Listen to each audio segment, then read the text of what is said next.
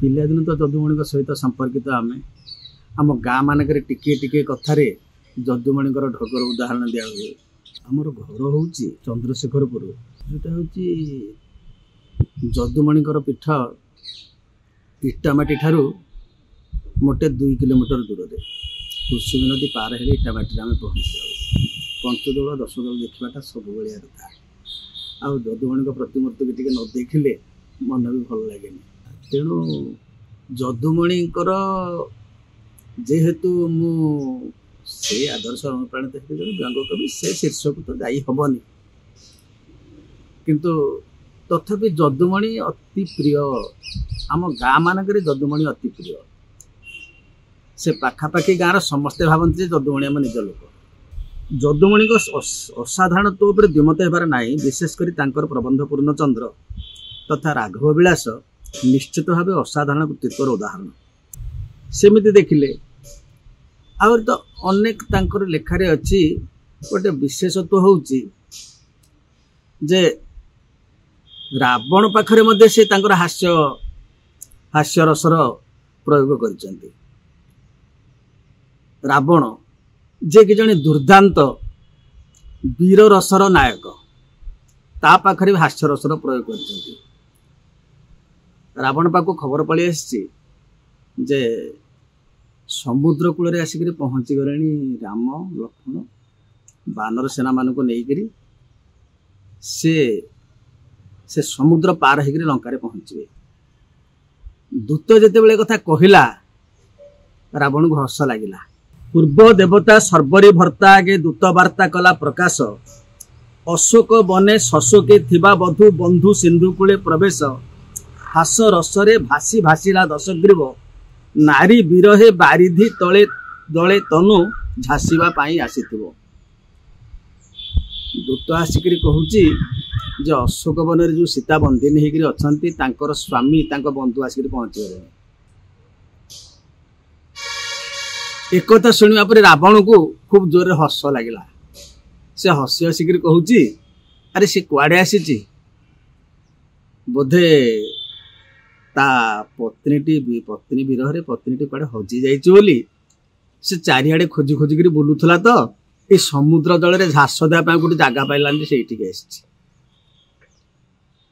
तेणु तांकर प्रबंध पूर्णचंद्र हो किंबा राघव विलास हो सबुथिरे तो विभिन्न प्रकार रीति जुग्य प्रयोग तांकर अच्छी।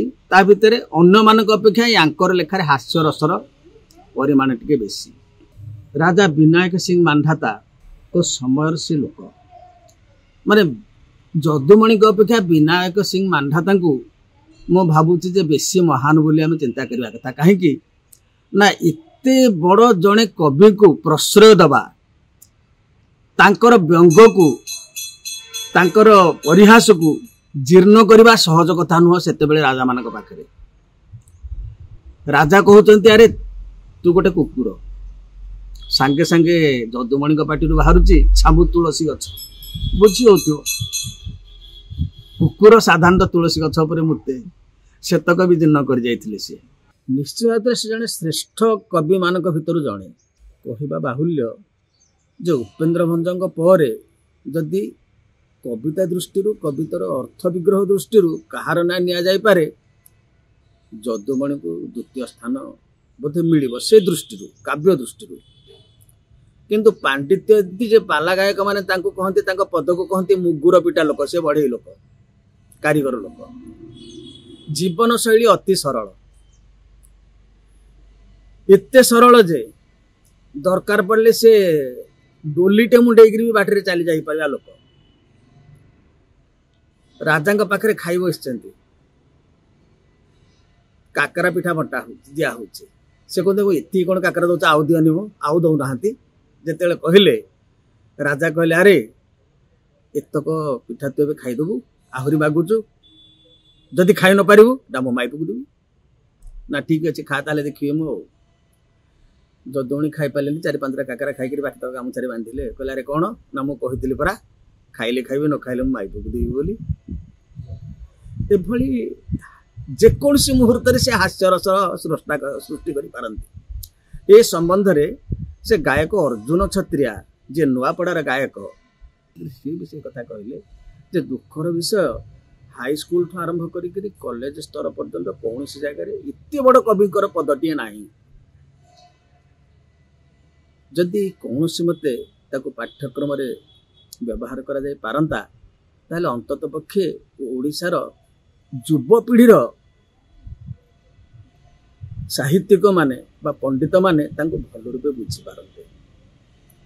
आउ जदुमणि विषय तो कहते दिन सरी जीव जदुमणि विषय अधिक कौन कहवा एति कहवा आम कहीपर जे जदुमणि भली कवि से छंदरे से भाषा न लंघंतु पछे आम नयागढ़ अंतत पक्षे आउ किछि लोक बाहर